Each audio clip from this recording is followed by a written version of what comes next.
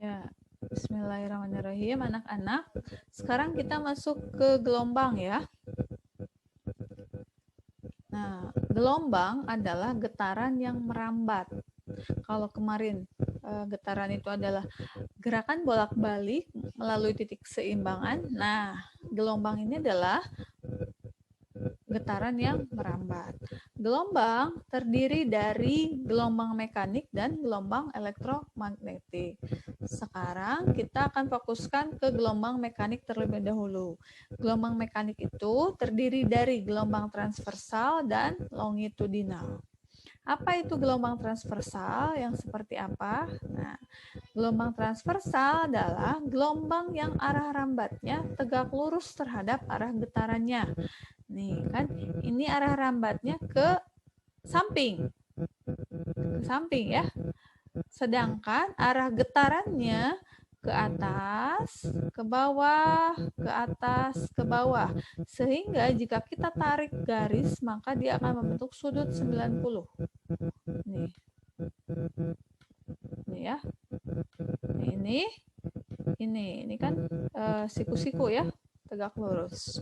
Nah, kalau kemarin yang dikatakan satu getaran adalah kalau mulainya dari titik A itu balik lagi ke titik A ya.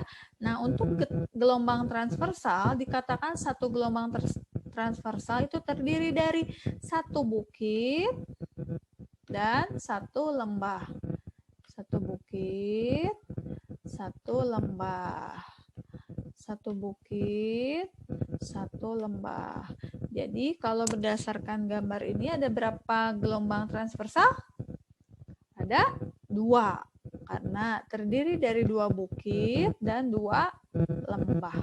Ya, seperti itu.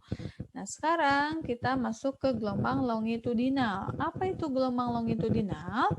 Gelombang longitudinal adalah gelombang yang arah rambatnya berimpit dengan arah getarannya. Ya, berimpit artinya dempet ya. Yang dimaksud dengan satu gelombang longitudinal terdiri dari satu renggangan dan satu rapatan.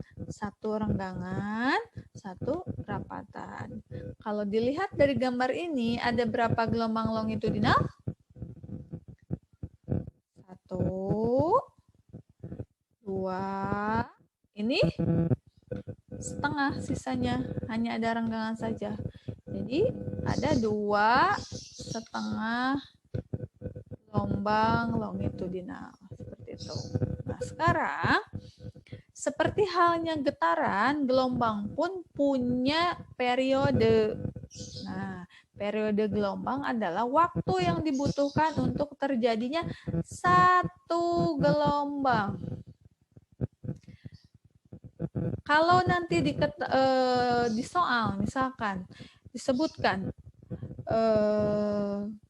periode gelombang dari titik, misal ya, dari titik A ke titik G, dari titik A ke titik G adalah 15 second, berapa kecepatannya? Nah, misal gitu ya. Nah, untuk mencari kecepatan, nah ini ya nanti ya kecepatan di sini. Kita bahas ke sini ya. Berarti pakainya rumus yang ini karena ada diketahui periode. Nah, apakah periodenya menggunakan yang 15 second itu? Tidak. Karena dari A sampai ke G itu jumlah gelombangnya ada 1,5. Kan sampai sini 1, ya. Ini setengah. Ini setengah yang ini. Nah, sedangkan tadi periode gelombang itu untuk satu gelombang. Jadi, kalau sampai G itu 15 detik, 15 second, maka sampai sini berapa second? 10. Jadi, T-nya 10. Masukkan ke rumus yang ini. Tuh, begitupun yang frekuensi. Banyaknya gelombang yang terjadi dalam 1 detik. Kalau di soal ada diketahuinya. Berapakah cepat rambat gelombang jika frekuensi gelombangnya 3 Hz misalkan ya, atau jangan 3 Hz, 7,5 Hz misalkan. Ternyata di pertanyaannya dikasih gambar ini lagi, posisinya dari A sampai G misalkan ya. Nah, kamu cari untuk yang 1 detiknya. Misalkan ya, waktu yang dibutuhkannya itu adalah 15 detik. Ternyata frekuensi gelombangnya 7,5 Hz. Maka untuk satu detiknya berapa?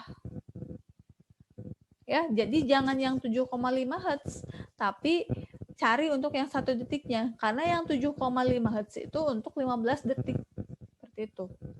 Ya.